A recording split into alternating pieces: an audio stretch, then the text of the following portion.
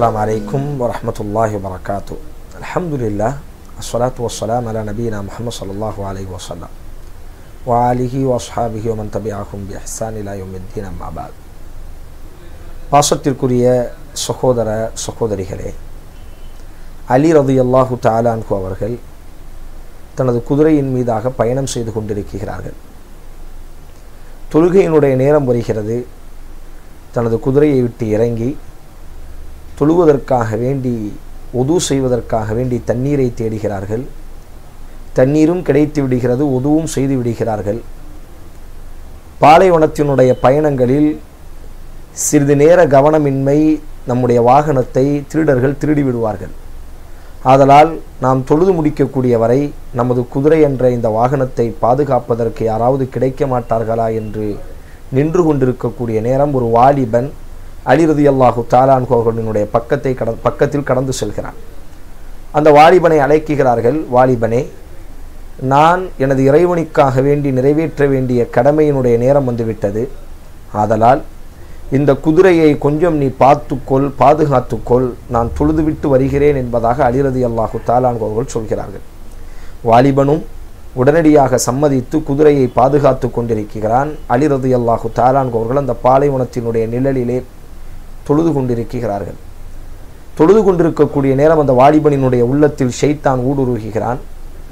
இந்த குதிரையை அவர் தொழுது கொண்டிருக்கிறாரே, இந்த பாலைவனத்தில் நாம் இந்த குதிரையை திருடிவிட்டால் கண்டிப்பாக இந்த பாலைவனத்தையும் நாம் கடந்து விடலாம். சந்தையில் இந்த குதிரையை விற்றால் ஒரு பெரிய தொகை கிடைக்கும் என்ற எண்ணத்தில் அந்த குதிரையை இழுத்துச் செல்கிறான். ஆனால் பழக்கப்படுத்தப்பட்ட அந்த குதிரை அந்த இடத்தை விட்டு வருவதற்கு தயங்குகிறது. தன்னால் முடிந்த அளவிற்கு அந்த குதிரையை இழுக்குகிறான், அடிக்குகிறான். அலி ரலியல்லாஹு தஆலா அவர்கள் நிதானமாக தொழுகிறார்கள்.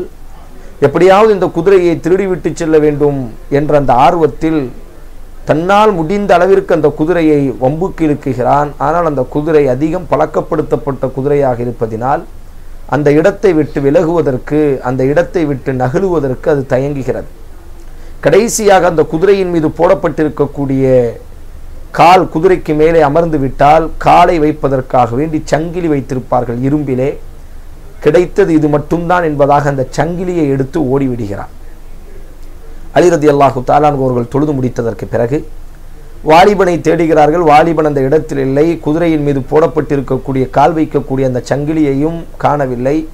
அலி ரலியல்லாஹு உணர்ந்து கொண்டார்கள். வாலிபன் அதை திருடிவிட்டான் என்று உணர்ந்து கொண்டு குதிரையின் மீது ஏறி தனது வீட்டுக்கு பயணம் செய்து விடுகிறார்கள்.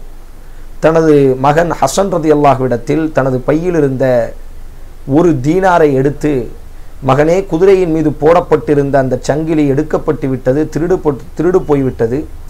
சந்தையில் நீங்கள் அந்த சங்கிலியை வாங்கி வாருங்கள் என்பதாக ஒரு தீனாரை கொடுத்து அனுப்புகிறார்கள். திருடிய வாலிபன் சந்தைக்கு வருகிறான். அந்த சங்கிலியை சந்தையில் விற்றுவிட்டு கிடைத்த அந்த காசை வாங்கி கொண்டு மறைந்து விடுகிறார். ஹசன் ரலியல்லாஹு நாலாபுறங்களிலும் சந்தையில் குதிரையின் மீது போடப்படக்கூடிய சங்கிலியை தேடுகிறார்கள். எங்கும் கிடைக்கவில்லை. கடைசியாக ஒரே ஒரு கடையில் சங்கிலி கீழே கிடக்குகிறது. தனது தகப்பன் கொடுத்த ஒரு தீனாரை கொடுத்து அந்த சங்கிலியை வாங்கி தனது தகப்பனினுடைய கரத்தில் கொடுக்கும் பொழுது அலி ரலியல்லாஹு தஆலா அன்ஹு சிரித்தார்கள். என் அன்பு மகனே, இந்த சங்கிலி வேறு எந்த சங்கிலியும் இல்லை, நமது குதிரையின் மீது போடப்பட்டிருந்த பழைய சங்கிலி தான். உண்மையிலேயே நான் தொழுது முடித்ததற்கு பிறகு தொழுவதற்கு முன்னால் நான் நினைத்திருந்தேன், எனது பையில் இருக்கக்கூடிய அந்த ஒரு தீனாரை நமது வாகனத்தை பாதுகாத்து அந்த வாலிபனுக்கு கொடுக்க வேண்டும் என்று நான் நினைத்திருந்தேன். ஆனால் அவன் அவசரப்பட்டு விட்டான், திருடிவிட்டான். திருடியதுக்கு போனது, ஆனால் அந்த ஒரு தீனாருக்கு அந்த சங்கிலி கிடைத்து விட்டது. அவன் பொறுமை காத்திருந்தால் ஹலாலாக அந்த ₹1 அவனினுடைய கரத்தில் போய் சேர்ந்திருக்கும். அவன் அவசரப்பட்டதினால் ஹலாலாக சேர வேண்டியது அதை ஹராமாகவே அவன் அனுபவித்து விட்டான் என்பதாக அலி ரலியல்லாஹு தஆலா அவர்கள் கூறினார்கள். ஆம், நம்மிலும் இப்படித்தான்.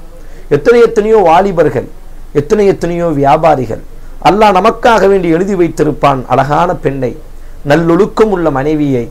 ஆனால் அந்த உணர்ச்சியினுடைய ஆர்வத்தால், உணர்வினுடைய அந்த துடிப்பால் பல சகோதரர்கள் ஹலாலாக அல்லாஹ் நமக்கு எழுதி வைத்திருப்பான், இந்த வயதில் உனக்கு இந்த அழகான மனைவி, பண்பான மனைவியை நீ திருமணம் முடிப்பாய் என்று அல்லாஹ் எழுதி வைத்திருக்கலாம்.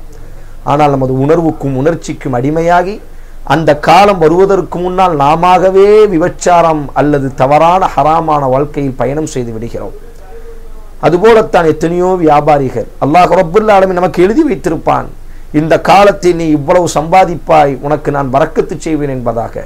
அந்த காலம் வருவதற்கு முன்னால் பொருளாதாரத்தின் மீதுள்ள அந்த மோகத்தால், எப்படியேனும் சம்பாதிக்க வேண்டும் என்ற ஆர்வத்தால் ஹராமாகவே நம்மில் எத்தனையோ சகோதரர்கள் பயணித்து விடுகிறார்கள். உண்மைதான். அலி ரலியல்லாஹு தஆலா அவர்கள் சொன்னார்கள், ஆம், ஹலாலிற்கு தான் அல்லாஹ் விசாரிப்பான், ஹராமை அல்லாஹ் விசாரிக்க மாட்டான். வல் இகாப் வல் ஹராமு இகாபுன், ஹராமிற்கு அல்லாஹ் தண்டனையைத்தான் வைத்திருக்கிறான் என்பதாக அலி ரலியல்லாஹு தஆலா அவர்கள் கூறுவார்கள். அல்லாஹ் ரப்புல் ஆலமீன் எல்லா சூழலிலும் பொறுமையோடி ஹலாலின் மீது மட்டுமே வாழக்கூடிய, ஹலாலிலேயே இந்த உலகத்தை விட்டு பிரியக்கூடிய நன்மக்களாக அல்லாஹ் உங்களை என்னை மாக்கட்டும். அஸ்ஸலாமு அலைக்கும் வரஹ்மத்துல்லாஹி வபரகாத்துஹு.